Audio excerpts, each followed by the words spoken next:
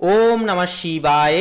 নমস্কার প্রিয় দর্শক বন্ধুগণ, সিংহ রাশি তথা সিংহ লগ্নের জাতক এবং জাতিকাদের ক্ষেত্রে এই চলরত মার্চ মাসের 18ই মার্চ থেকে শুরু করে 22শে মার্চ পর্যন্ত এই যে সময়কালটি সিংহ রাশির জাতক ও জাতিকাদের ক্ষেত্রে এক বিশেষ গুরুত্বপূর্ণ সময় হবে। বন্ধুরা, এই সময় আপনার সপ্তম ঘরে অবস্থান করছে আপনার রাশির অধিপতি সূর্য, তার সাথে বুধ, মঙ্গল এবং রাহু। তো বন্ধুরা, এই চতুর্গ্রহী যোগ আপনার ব্যক্তিত্বে এক প্রচন্ড তেজ এবং জেদ কিন্তু নিয়ে আসবে, যা সরাসরি আপনার সামাজিক ও ব্যবসায়িক সম্পর্কে এক বিশেষ পরিবর্তন কিন্তু আনবে। এছাড়াও আপনার একাদশ ঘরে থাকবে বৃহস্পতি এবং আপনাদের লগ্নে কিন্তু একান্তই অবস্থান করবে এই সময় কেতু।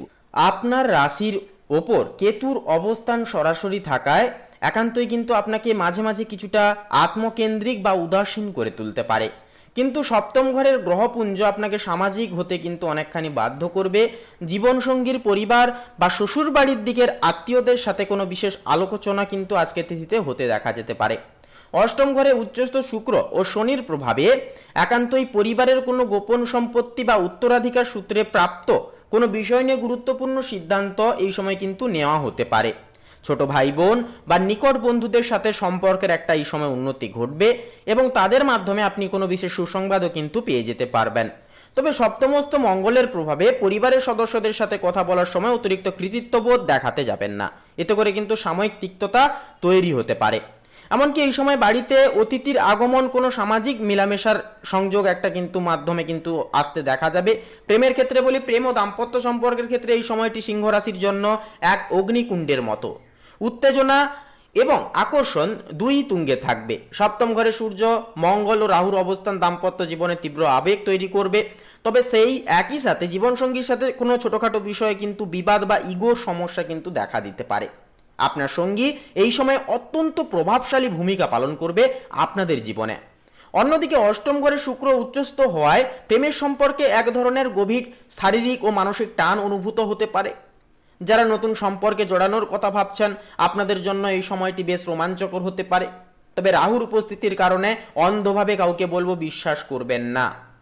দাম্পত্য জীবনে একে অপরকে পর্যাপ্ত জায়গা দেওয়া এবং পারস্পরিক শ্রদ্ধা এবং বিশ্বাস বজায় রাখা এই সপ্তাহের প্রধান শর্ত হয়ে উঠবে। সঠিক বোঝাপড়ার মাধ্যমে আপনারা সম্পর্কের এক নতুন উচ্চতায় কিন্তু এই সময় পৌঁছে যেতে পারবেন। কর্মক্ষেত্র পেশার ক্ষেত্রে বলি, দেখুন, কর্মজীবনে আপনি এই সপ্তাহে অত্যন্ত প্রভাবশালী এবং কৌশলী হিসেবে নিজেকে প্রমাণ করবেন।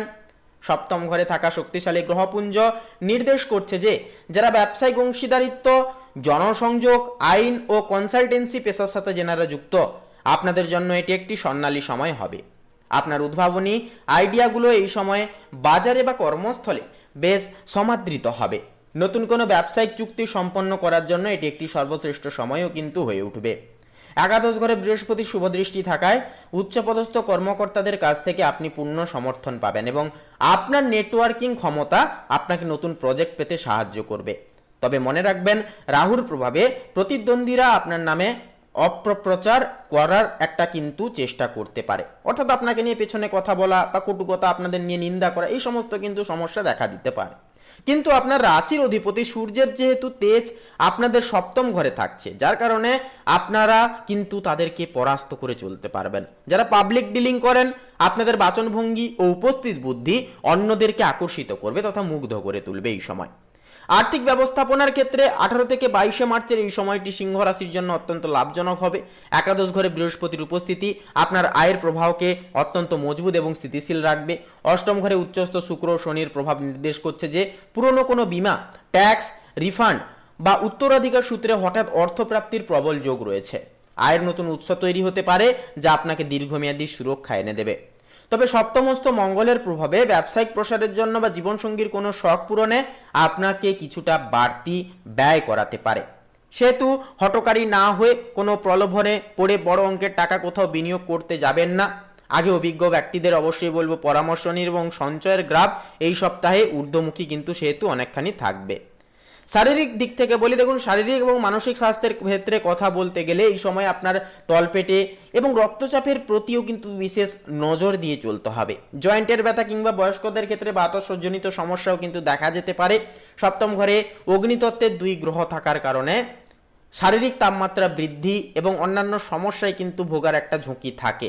এছাড়া অতিরিক্ত জেদ এবং কোনো কিছু বিষয়ে ক্রোধ আনার ফলে শারীরিক দুর্বলতাও দেখা যেতে পারে। অষ্টমস্ত শনি ও শুক্রের অবস্থা নির্দেশ করছে যে আপনার ঘুম বা বিশ্রামে সামান্য ব্যাঘাত ঘটতে পারে।